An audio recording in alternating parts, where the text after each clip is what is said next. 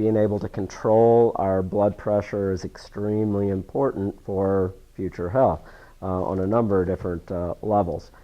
There's a couple things about blood pressure, that I think you might find kind of interesting, like what do those numbers mean? So the top number represents our systolic pressure. And systole is part of the heart cycle, the part of the heart cycle when the heart muscle contracts. It squeezes, okay? And this number represents the amount of pressure that is pushed against the arterial walls when the heart beats, okay? And it gives us an indication of how flexible and how elastic, if you will, the arterial walls are. And when the arterial walls become stiff, for a number of different reasons, when they become more rigid and they don't flex as much, that systolic pressure goes up. And so when the systolic pressure goes up,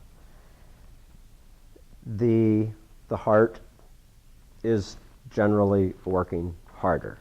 Simple lifestyle changes. The first thing that you could do is just begin a structured exercise program. It doesn't need to be a vigorous endeavor.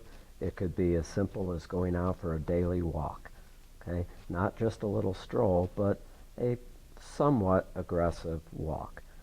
Ideally 30 to 60 minutes a day, but I would recommend starting with nothing more than a 10-minute walk each evening. The goal is to start to create new habits, and we can't expect people to go out and just start doing an hour walk every day when they're moving from a relatively sedentary lifestyle into becoming more active. So unless we're going to be building new habits, these types of changes won't take hold.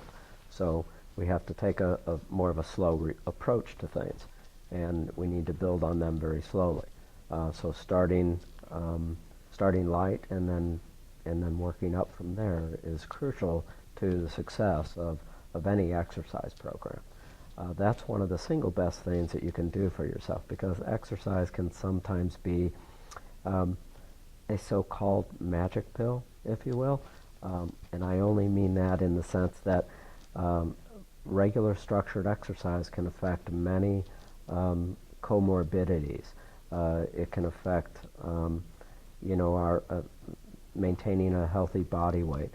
It can affect our blood pressure, our blood sugar, our mental and emotional state that may be cause a lot of stress in our lives. Exercise affects all of that. It can also affect our cholesterol levels. So in and of itself, exercise affects many of the other risk factors associated with coronary disease.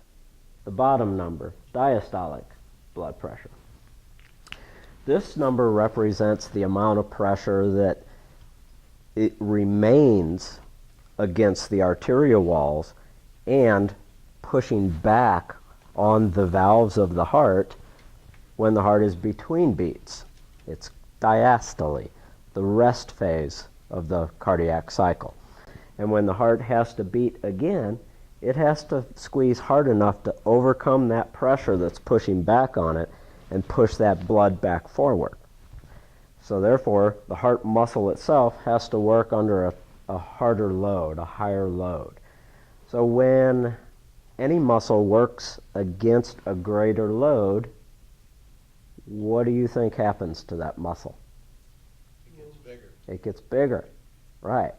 And that's really great when we're talking about bicep muscles and chest muscles and leg muscles. But it's not so good when we're talking about a heart muscle. We want the heart muscle to be able to contract down so that it can push blood out to the rest of our body, out of the left ventricle. When the heart muscle gets larger, its ability to contract down small enough to push blood out of the left ventricle is inhibited. And we lose what we call cardiac output.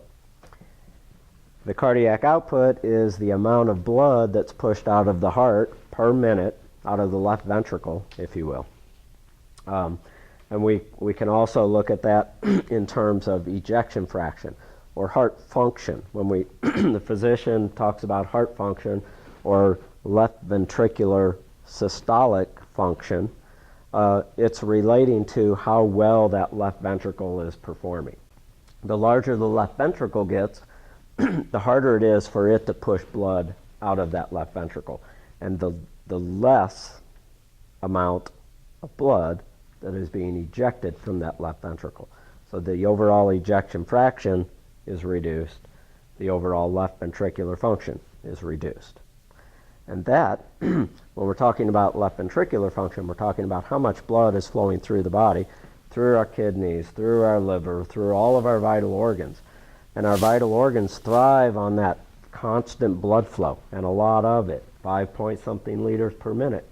When that starts being reduced, the function of these organs becomes reduced and less efficient. Kidneys stop working as well. Liver stops working as well. Other vital organs stop working as well. Digestive tract, the whole 9 yards. The healthy thing to do is to start focusing on getting yourself healthy, start to get more active, because the atherosclerotic process of coronary disease is, in most cases, a long-term process. It starts at a very young age, and it builds itself up. So because you're feeling fine today and you're not having any signs and symptoms of cardiac insufficiency or lack of blood flow to the heart muscle, if you will, does not mean that there's no coronary disease process going on. It means that you're not being affected by it today. So starting to work on prevention right now is crucial to longevity and a healthy lifestyle. So, the whole process of the cardiac rehabilitation and secondary prevention piece of the recovery process is to getting these patients to take a more active role in their health care and engaging in healthy lifestyle changes. Well, I would like to take the opportunity to mention to anybody that has undergone or has gone through a cardiac event, whether it's been a heart attack or a cardiac surgery, I would encourage anybody that has undergone anything like this to take part in a outpatient cardiac rehabilitation program, because it in and of itself has been proven through research studies to reduce mortality and reduce morbidity in these patients and really help to guide them into healthier lifestyles.